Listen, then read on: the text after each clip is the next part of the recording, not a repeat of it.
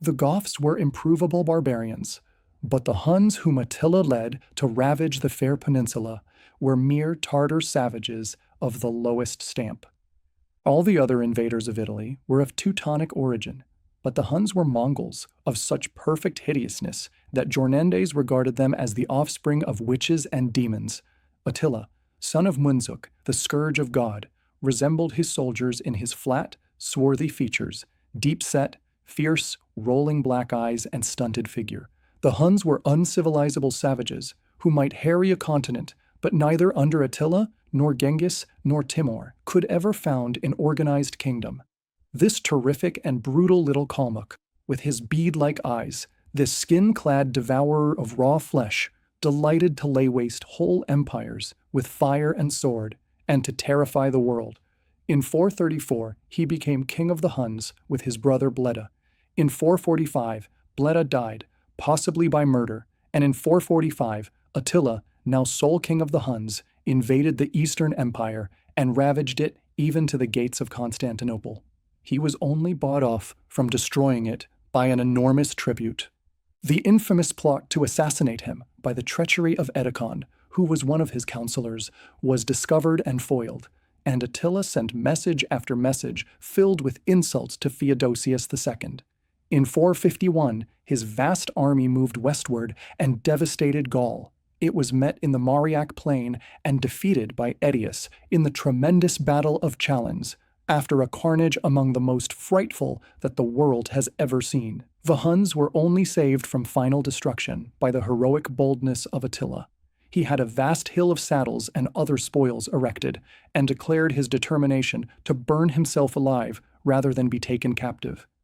He led back his shattered host to Pannonia, and there in his wooden palace meditated revenge. In the one authentic glimpse which we get of his mode of life, we see him at a banquet, while his nobles and warriors caroused and burst into peals of laughter at the buffooneries of an idiot and a jester. But the Hunnish king sat grave and silent, caressing the cheeks of the boy Ernak, his favorite son, whom the augur pointed out as the heir of his destinies. In 452, he once more put his myriads in motion and invaded Italy. Everywhere the land was as the Garden of Eden before him. Behind him, it was a desolate wilderness. Encouraged by the omen of some storks weaving their nest, he stormed and destroyed Aquileia, and, razing city after city into heaps of blackened ruins, advanced to Milan, boasting that where his horse's hoofs trod, the grass never grew. Rome awaited with trembling a fate which seemed to threaten unprecedented catastrophe. But in this awful crisis, the Pope, Leo I, showed himself the true defensor civitatis. He headed a splendid embassy to the camp of Attila. Already, Leo had helped to trace with a firm hand the deep lines of Christian orthodoxy which were accepted by the Church at the Fourth Great Ecumenical Council of Chalcedon in 451 as her final utterance as to the true Godhead, the perfect manhood, the invisible yet distinct union of both Godhead and manhood in the person of her Lord. Now Leo showed what miracle could be achieved by the irresistible might of weakness. Attila's god was a naked iron sword of gigantic size, which had been accidentally found by a herdsman and presented to him, but which he palmed off on his nation as the authentic sword of the Scythian war god. Yet he was easily overawed by the majesty of religion. He scorned the guilty, corrupt courtiers of Constantinople, but he almost trembled before a holy man. Already in 451, he had spared the defenseless city of Troyes at the entreaty of its bishop, St. Lupus, and had asked for the benefit of his prayers. And when he gazed on the calm countenance, noble presence, and dauntless demeanor of Pope Leo II, an awful dread fell upon him. Alaric had conquered Rome, but Alaric died immediately afterward. How if it would be so with Attila? He yielded, he retired. He said, perhaps he said, that he could conquer men, but that the wolf, Lupus, and the lion, Leo, had learnt how to conquer him. The tide of brutal and barbarous invasion was rolled back again, and the world and the city saw that while the Emperor Valentinian had been ready to fly, the Pope Leo was not afraid to advance, and that when the successor of Caesar had been proved useless, the successor of St. Peter had been a very present help.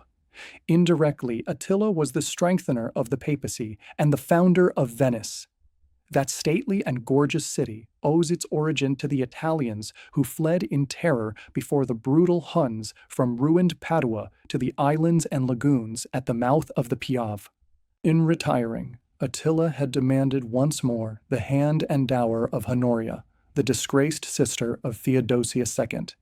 But in 453, he added a beautiful maiden, Ildigo, to his innumerable wives.